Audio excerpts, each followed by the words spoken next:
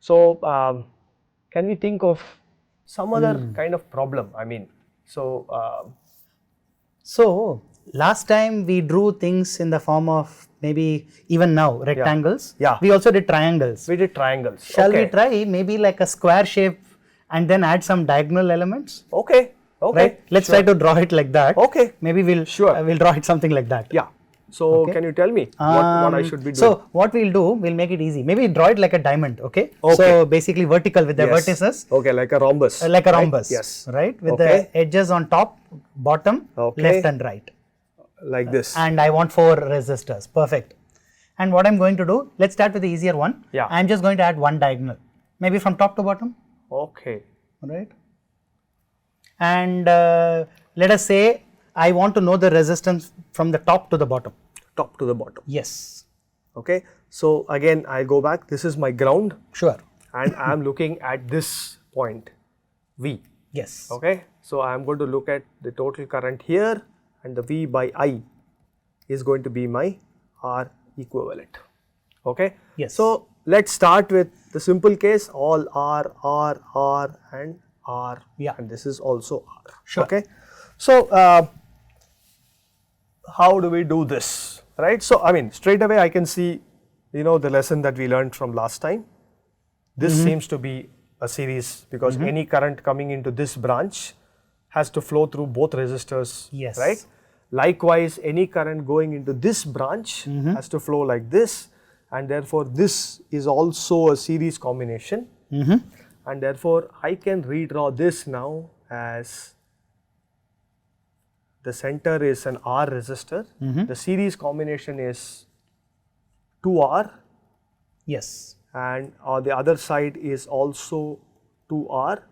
Together they go to the ground. So you have node. 3 resistors in parallel. Now you have 3 resistors. I think we saw, right, the inverse of the equivalent resistance. Exactly. Was the inverse of 1 each by of R these. equivalent is 1 by R plus 1 by 2R. 2R Perfect. plus 1 by 2R. Okay. So this is equal to 1 plus half is just 2. Yes. Right. So we basically get 2 by R, and therefore R equivalent is R by 2. Okay, I see. Okay. Actually, come to think of it, that makes sense, right? I have 2R in parallel with 2R here. Yes. That gives me R, and R in parallel with R gives me again. Exactly. R by Right. So that is so straightforward. But can we make this more interesting now? Okay. Let's see. Shall we try the other 2 nodes? Terminals. Okay. Other 2 terminals. I think that is quite very interesting, I would say. Because I think it looks a little bit trickier, I think. Yes, it indeed looks trickier. So let us look at that.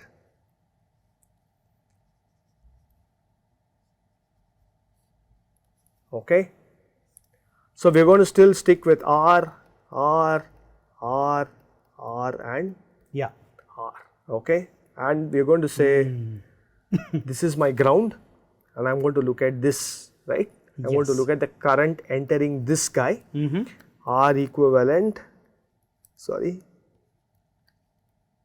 equals V by I. So when we say V, it is this node with respect to this ground. Okay. This is what is the potential being applied. Okay. So the ground is always the reference terminal. So if I, for example, mark this as V1, it means that potential difference between this node and the ground is V1. Okay. Likewise, if I just mark something else as V2, it's essentially the potential difference with respect to ground. Okay. So now let's look at this and see, first of all, if there are any patterns that we are able to see. Okay. So let's start with some current entering here. I'm not able to easily identify any series or parallel. Yeah. Right. So let's draw the currents and see. Sure. Right. So the current at maybe I'll name the nodes 1, 2, 3 and 4. We have 4 nodes. Okay. At node 1, a current I is coming in, and it has to split. Okay, and go Kirchhoff's current law. Right, as I1 and I2. Okay. So clearly this nothing to suggest that the two resistors, right, are in series or parallel or whatever, right. Similarly, the current I1 will go here to node 2 and then the current will further split as some two currents here as let us say I4 and I3. Okay. Okay. Now, so we have the following: I equals I1 plus I2. Okay. I2 equals I3 plus I4. Sorry, that is I1 equals, you are doing. Oh yeah, absolutely. Right? Yeah, thank you. I1 equals I3 plus I4. That is KCL at node 2. Yes, yeah, Okay. that is exactly. So, I will say KCL at node 1, node 2. Now, what happens if we do at node 3? Okay, so you have I3 coming in through this resistor into node 3, I2 is also coming into node 3 and you are going to have some I4 that is leaving. Oh, that should be I5 maybe because we already have an I4 on top. Exactly, thank you. Yeah, so we have I5, okay. Okay. So already we are seeing, a lot of variables. Yes, lot of variables. Okay? It seems. So it seems to be that the current I5 which is leaving node 3 has to be equal to the sum of the incoming currents, which is I2 and I3. Yes. So I5 equals I2 plus I3. Okay, this is what we have. Now it seems to suggest, right, that nothing is in series. Actually, I think we can write one more equation because can I also write the KCL at node 4? Yes, at node 4 you can write. Because that will also give me one more equation. Yes, at node 4 you can write. I4 is coming in. Correct. I5 is also coming in, and if current I entered from V, it has to come out. Because I am looking at this whole network as single wire in, single wire out. Out, exactly. So the current has to come out. Current has to come out. Otherwise, you will have charge accumulation somewhere, which is not possible. So therefore, the current coming out of this also has to be I. Yeah. Okay. So therefore, you can say I equals I4 plus I5. I see. Okay. Okay. So we have, we have written down KCL. We have not even written KVL actually. Okay. And all we are seeing is there is nothing in series. Yes. Nothing in series. Nothing is obviously in parallel, and you can't make much out of this. Yes. Okay. So what do we do in this case?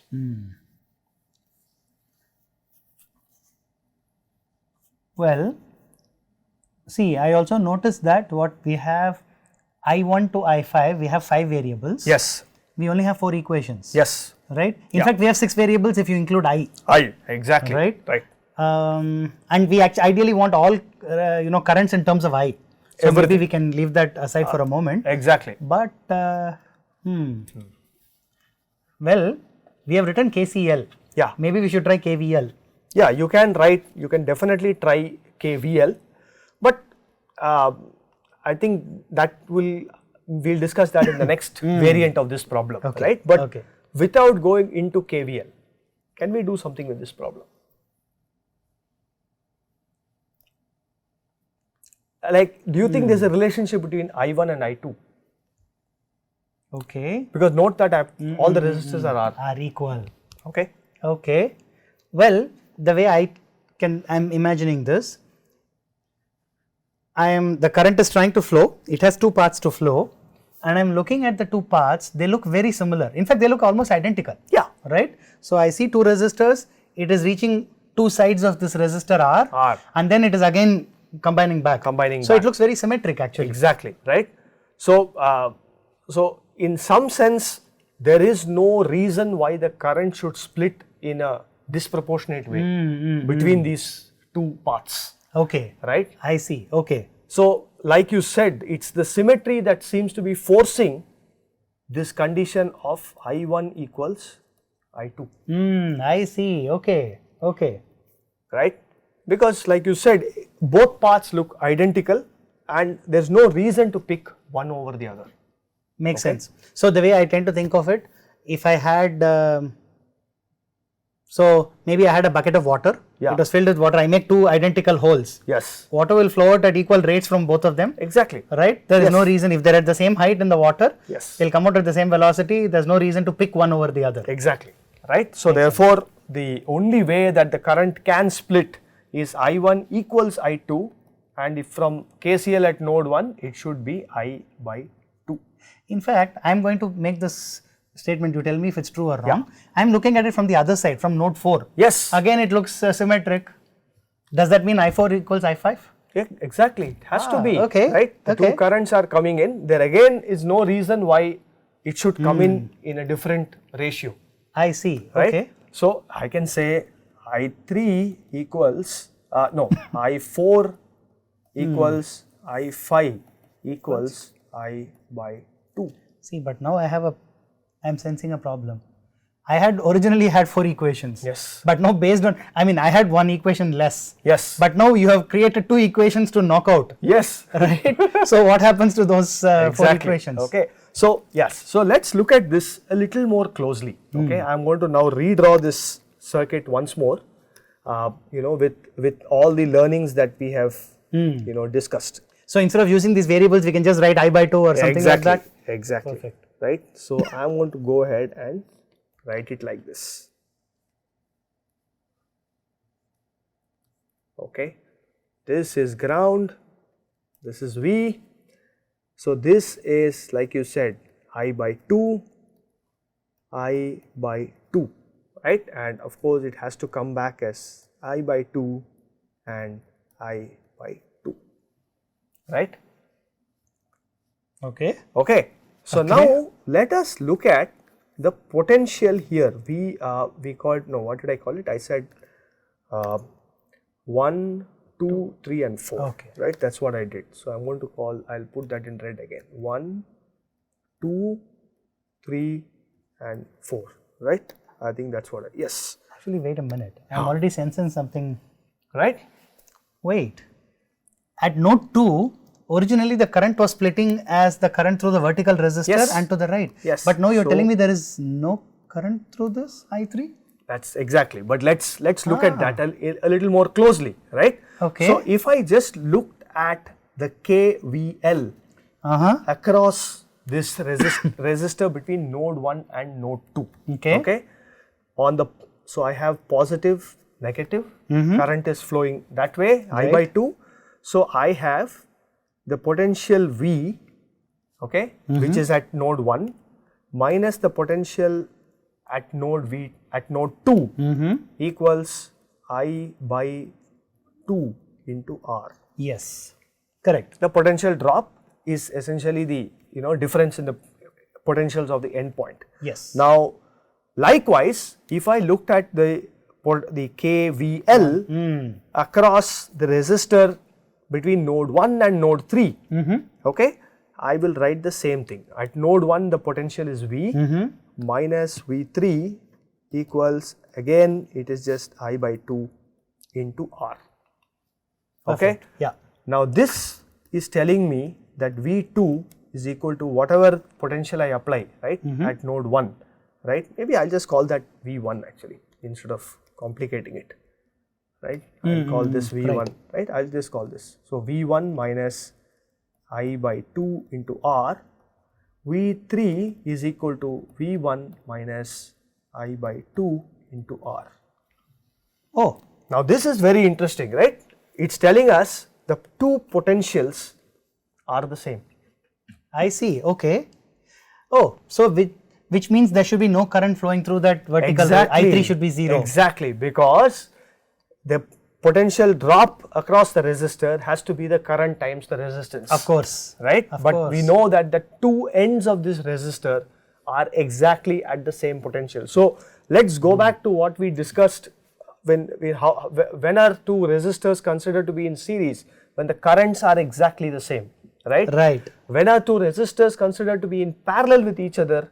When both ends are exactly at the same potential. That's right. So, we should be careful here. This is V1 V2 is equal to V1 minus I by 2 into R, V3 is equal to V1 minus I by 2 into R, and therefore V2 is equal to V3. I see. Right? So in fact that makes sense because now KCL at node 2 and 3 is also satisfied. Exactly. Right? Yes. Because I3 is, potential is 0, I3 is 0, and therefore the same I by 2 flows. I by 2 actually flows out from node 2 to node 4, node 3 to node 4. Perfect. Right? Perfect. And therefore now if you ask what is the equivalent resistance, right?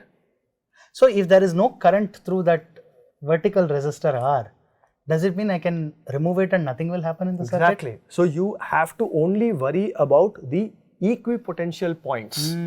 I see. Okay. And how many equipotential points do we have? We have already seen that node 2 and node 3 are equipotential. I see. I see. So therefore, I am going to now redraw this network slightly differently. I have node 1, then I have node 2, 3 because it's equipotential, and then I have node 4.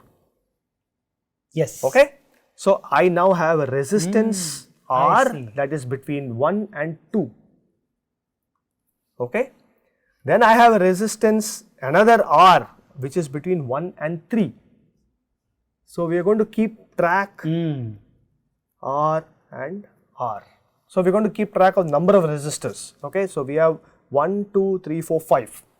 Then there is a resistor between R node 2 and 3, but they have both collapsed to 1. Correct. So it doesn't matter. That is off. Then we have a resistor R which is between 2 and 4.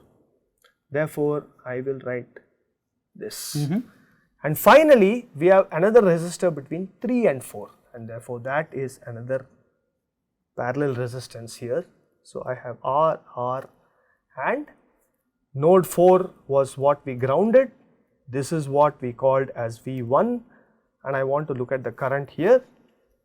V1 by I is R equivalent. Now it's straightforward. It seems to be staring at us. This combination is R by 2. R by 2. This combination is also R by 2. by 2, and therefore I will just replace this by R by 2, this by R by 2, and together it's in series. Yes. Right? And therefore you get equal to R. Perfect. Okay? Perfect. So the beauty is we were able to identify equipotential points and actually collapse them. Right? So we'll revisit some more problems of this kind in some time. But now I want to, maybe we can complicate this a little more. Okay. Let's see.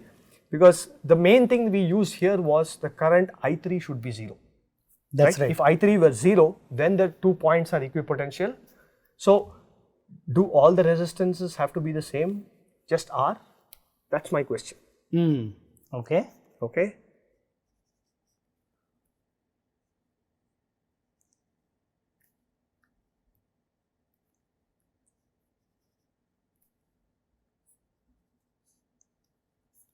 Okay, so here let me call this R 2R. Okay. Oh, this is getting complicated. Yes, R. Now I will call this 2R and 4R maybe. Okay. Okay, so now there is no symmetry for us to see. Yes. Right? It's quite, so I have something here, right? And I have node 1. Did I call? No, I called this 2, 3 and 4. Okay, so this is V1, right?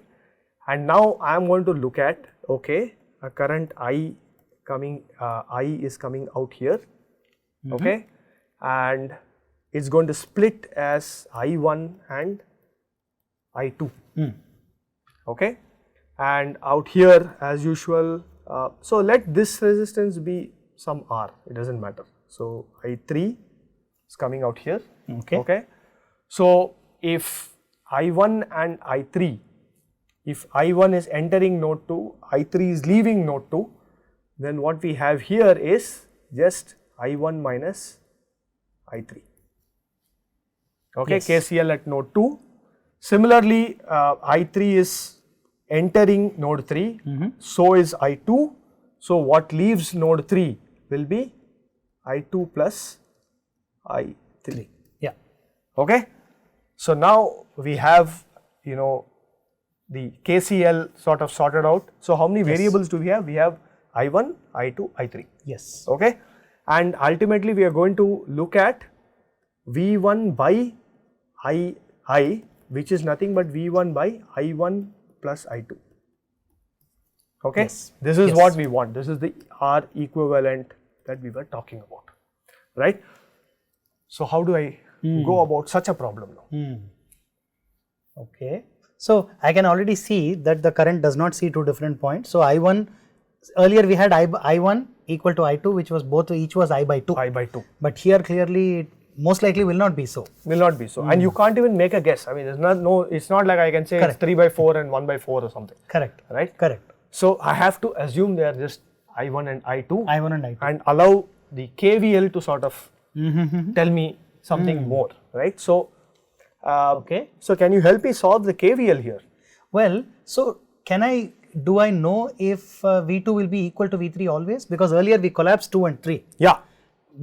Suppose, let's try the reverse way. Suppose I enforce V2 equal to V3, will that give me something? That's an interesting problem, right? Okay. That's an interesting thing to do, right? But is that always possible? It need not be, right? We are just kind of trying to reach around in the dark. Yeah, right? Now, okay, so that's a good thing to try. So effectively you're saying let's force I3 to be 0. Suppose. Yes, correct. Suppose, okay? Suppose. So just. In this case, we don't know that I3 is 0. We don't know, okay? Don't know. Suppose I3 were to be 0, okay? Then let's just see what happens for this configuration. In fact, if I don't know whether I3 is 0 or not, the only way to make I3 0 is to remove that resistance R, in vertical resistance R. Correct. That is literally the only way. Only way. But suppose I remove it and check. Yes. I can find out. You can find out, right? So, yeah, so you're right. So, maybe what if I just remove this resistance here, right? I'm going to just remove this, okay? And I just have this. This is easy because I know this is two bunch of resistors in parallel. Parallel, right? Because I have R, series and parallel. R Correct. and 2R, right? Yes. If I look at this, I have this R and 2R. That is 3R. 3R, right? R, 2R and 4R. That is 6R. Yeah, right. I'll put that in a different color. This is going to be 6R and I have 3R in parallel 6R. with 6R, right? Yes. So therefore I have R equivalent as 3R into 6R divided by 9R. Yes. Which is that is 2R. 2R. Okay. So we have got some answer now. Okay. So how do we now verify if this is actually the case? Okay. Okay. We need to verify whether the 2 and 3 are equipotential points. Exactly. Right? That's what we enforced last time. Yes. If the two of them are equipotential points. Okay. So let's go ahead and try that. Right. Suppose we did this. So how do we do that then? So we need to find out I1 and I2. Yes. Right? Yeah. So but now that we know the resistors, we know total I think we can find out. Yes. Okay. Right? So let us just, so you are saying we need to just look at KVL in this loop here? Yes. Maybe what I would do, I would see that this is 3R we said. Yes. We have a voltage V1 across it. Yes. So that current will be V1 by 3R. Yes. Okay. On the upper path. Let's do that. Let's do that. So you are saying I1 will basically be V1 by 3R. Okay. I'll do that here. Sorry. I'll do that here. I1 is V1 by 3R. Because that is basically the total resistance in the upper path. It has a voltage V1 across it. Okay. Yeah. Right? Perfect. And I2 is V1 by 6R. V1 by 6R. Yes. Okay. Yes. Okay. Great. So now if this were the case, you are saying that I1 actually flows through R. Therefore, so we can now look at the KVL across this resistor, right? Correct. So what do we have? We have V1 minus V2 equals I1 times R. into R. Correct. That is So I1 into V1 by 3R, okay, into R. R. Oh, so Right? this is V1 by 3. Yes. Okay. So this is V1 by 3 and therefore V2 happens to be 2V1 by 3. Okay. Okay. Okay. Now what happens in the other path? We have I2 which is V1 by 6R, right? Correct. So I'll go there. If I just look at this plus and minus, I can write another equation here, okay, which is V1 minus V3 equals I2 into R, and I2, I2 is into 2R, I think. I2 into 2R, sorry. Yes. I2 happens to be V1 by 6R. V1 by 6R into 2R. Okay. Right? Yes, this is So- also V1 by 3. Yes. Okay. So V1 by 3, Interesting. which implies V3 is also 2V1 by 3. Perfect. So So it looks like they are equipotential they points. are equipotential points. So our initial guess Yes. that removing the resistor has no current ended up being true. Exactly.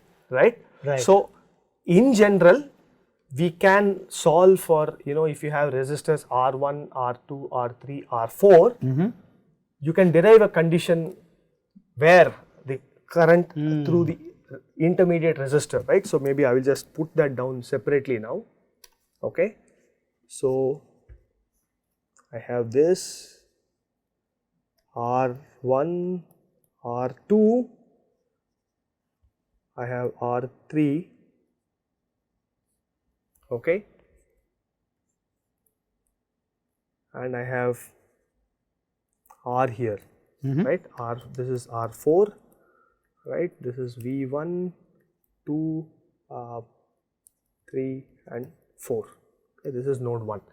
Okay, this is ground. So we can show, okay, and maybe we leave this as an exercise to the students. Sure. Right? We can show that this current I3 equal to 0 if and only if R1 by R2 equals R3 by R4. So Okay. what we are able to see now is there are many combinations for which this current is going to be 0. Okay. And you know what this is called? Yes, I do. Okay. I have a feeling it's, see, again, construction, we are talking about civil engineering. Yeah. This looks like a bridge. It looks like I see two bridges between Exactly. 2 points. Right. So this is called the Wheatstone's bridge. Yes.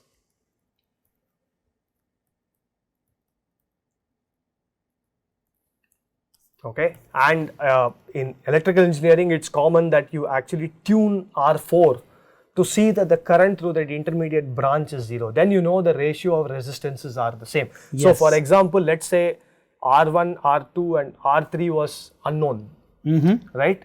Then you can potentially put an ammeter there and tune your external resistance till that current goes to 0. I see. So you are basically checking for equipotential condition by changing the resistance. And then you can estimate what R3 is, because you know R1 and R2, Yes. you don't know R3, Yes. but you knew that when you tuned R4 to a particular value, the current went to 0, then you know R1 by R2 should be equal to R3 by R4, right? And therefore you solve Perfect. for that. And of course, once this condition is satisfied, okay, we know that nodes 2 and 3 collapse into 1, Yes. and therefore it is just R1 parallel R2 in series with R3 parallel R4, right? So here the R equivalent is R1, So R1 series R3 correct, R1 plus R3 in this case. It could be that, I mean, okay, actually that's an interesting discussion, right? Now let's just redraw that then, Yes. okay? Because you make a good point. What you're saying is node, this is 2, 3, okay, and this is 4. Yes. So I have R1, okay, and then I have R3, Yes. then I have what is it? I have, no, R1 and R2. R2. Okay. R3, R4. Yes. Okay. So therefore this was ground, this was V1, and therefore the R equivalent is R1 in parallel with R2 plus R3 in parallel with R4. R4. Okay. Yes. Yes. And I think even in balanced condition, I suspect that if you just take the series on the bottom and top, it may lead to the same condition. Oh, so you're saying, I suspect. okay. I wonder if that is true. Maybe not. We'll have to check. Yeah, that is something. So yeah, I think what you're saying is this is not necessarily equal to Yes. R2 plus R3 parallel with, Yes. right? You have to be very R1 careful. plus R4. Yes. The condition that you have written is the right one. Yes, this is correct because Yes. it's a series parallel and then series. And then series. If you want this to be correct, then you need these currents to be exactly the same. So it is valid only for a specific set of resistors. Right. So therefore, let's not wrong. get into this. Yes. Right. This is dangerous. Yes. Okay. And Because if you go back to the previous page, students might get confused because if there is no R, they may be tempted to say R1 is in series with R3. Right? Right. But that can happen only if the current through R1 and R3 are exactly the same. Okay. Correct. Yeah. So, but that happens to be true, right? In this case, Yes. because when I3 is 0, the current is the same. So, you do get R1 in series with R3 or okay. So, we could also write it like that, correct? Yes. So, also equal to R1 in series with series with R3 parallel R2 series with R4. R4. Yes. This also is correct. This is also correct. Right? Okay. This is very interesting and right. So, I think one important skill that any electrical engineer must have is, we look for symmetry, we look for such techniques to simplify a problem. But what do we do when none of that works? The one thing that I am sure will work, Kirchhoff's voltage law, Kirchhoff's current law, component equations. Yes, right? Ohm's law. Ohm's law. You put all of these together. Right. So, for example, okay, if there I said R2R,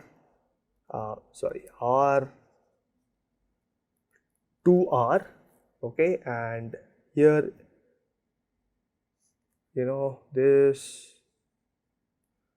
this is 2R and then it was 4R, okay, let's say this was R.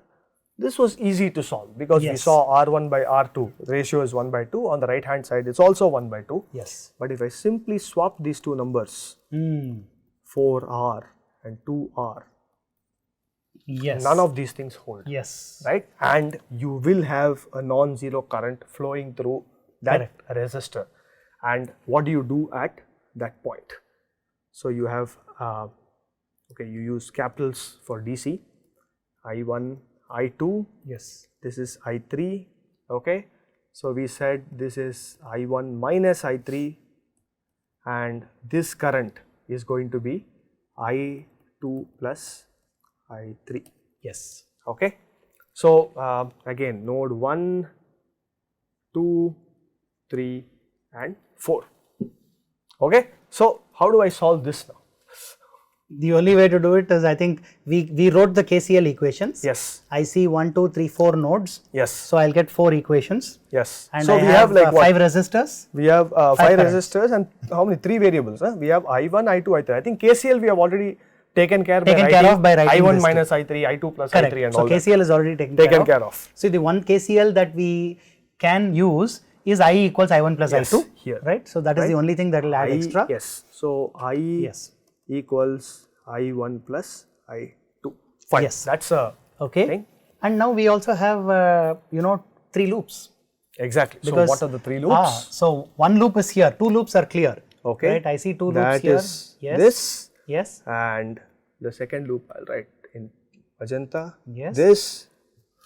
And what's the third loop? The third loop is hidden. because we have not drawn the voltage source from outside that is being applied. Yes. We have just marked it as a voltage V, Yes. right? There is a, if you were to complete the loop at the, Yeah. from between the two nodes of the bridge, Wheatstone's bridge, Yes. there will be a voltage source V. Or you could even have this, Yes. right? Yes. Across all these resistors. Absolutely. Right? Correct. So why don't I don't think we should solve it fully, but at least why don't we set up the equations? Sure. Right? So let's look at the red loop, okay? We are going from node 1 to 2, okay? Again, current flowing like this in this direction. Yes. I2 is flowing like this, okay? And if I go, there's a potential drop. So what was your convention? You said minus.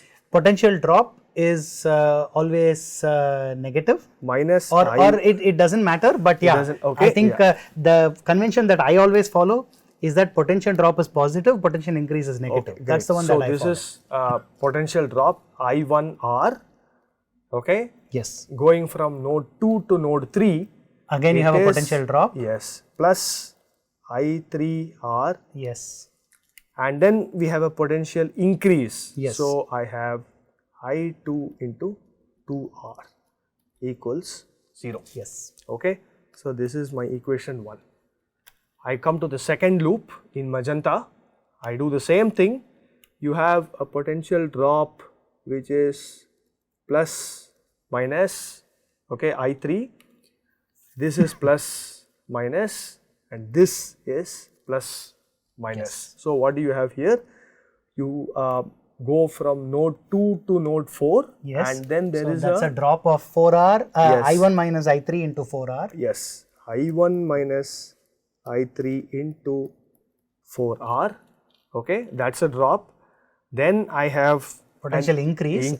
So minus of I2 plus I3 I2 plus I3 times 2R. 2R, and again a potential increase, right? So minus I3 times R Yes. equals 0. Yes. This is equation 2. Yes.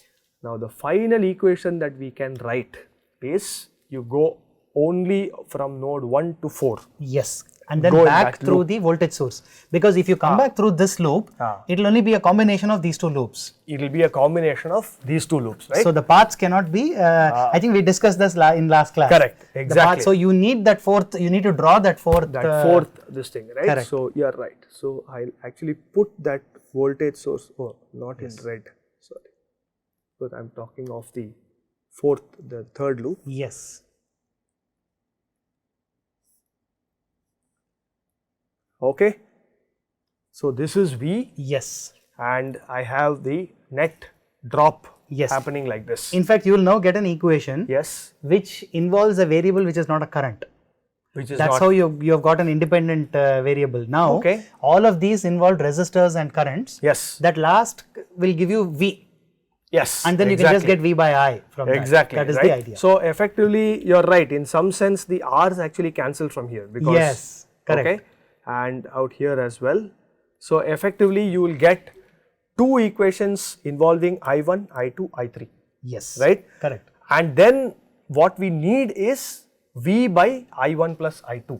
That's right. what we need, That's right. So therefore, here we can write the third equation V as, you can write it, actually there are two loops, isn't it? Well, you can either go like this Yes. or go like this. So but either one is fine. Exactly. So you can either go like this, Yes. right? Yes. Or you could go down. Yes. Right? So therefore, we'll But go only one of them is independent. Right. They are not. right. They'll So be captured by two of these equations. Exactly. So again, so your V is basically going is a potential increase, right? Yes. Minus So 2. you're starting from the right hand side of V. Yes. Here. Okay. So minus V. minus V plus- minus V plus Shall we use the upper path? upper path. Okay. So I1 times R. When you go from 1 to 2. times R. And then when you go from 2 to 4 to Yes. complete it, right? Yes. So that is basically I1 minus minus I3 times 4R. into 4R Yes. equals 0, Yes. right? So effectively you solve Yes. all these equations. Yes. And- And I think I equals I1 minus I1 plus I2. Yeah, that is here. That is there, right? Right, that is what we want. That is what we want. So I1 plus I2 is actually the variable that we want to solve for. Solve for in right? terms of V. In terms of V, right? Yeah. And yeah, so effectively you have to solve the system of linear equations and you will get the answer. This I would say is a sure shot method. It just works. It always works. It always works, Yes. right? It might look complex, Yes. but it's guaranteed to work. Yes. And in fact, what I would say is that the first few times, better to get practice by doing these things and then Yes. get the intuition later, right? Yes, correct. Okay, absolutely. You just solve it using this brute force method, right? And then you can start. So whenever you are in doubt whether you can apply symmetry or not, whether you can apply some other technique or not, the best thing is fall back to the basics. KCL, KVL, Absolutely. Ohm's law. You can never go wrong. You can never go wrong. Okay. Absolutely. Yeah. Absolutely. So that is so in fact, if we were to use this for the earlier network, yeah. we would naturally see that I3 is 0. Yes. If you solve it by brute force, If you solve for it, the actual Wheatstone's bridge, yes. we should see I3 equal to 0 popping out. Exactly. You will in fact see. In fact, you when you try to derive this condition that we spoke about, right? This Yes. condition here, you will have to solve for I3 equal to 0. That's right. And then you will figure out that this is the condition condition is that valid. has to come out. I see. Okay.